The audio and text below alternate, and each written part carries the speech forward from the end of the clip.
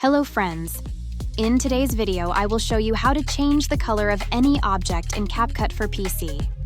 Subscribe to the channel and let's get started. Select your video or image and add it to your timeline.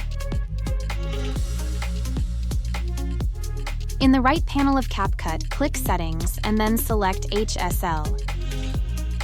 You will see 8 basic colors. Select the color of the object you want to change. For example, this beautiful Porsche in this video is red, so we choose red. Use the hue, saturation, and brightness sliders until you get the color you want.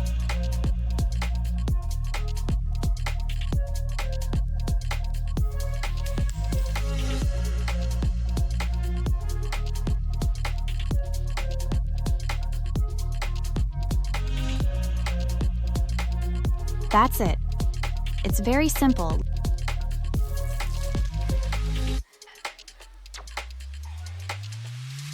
Let's see the result.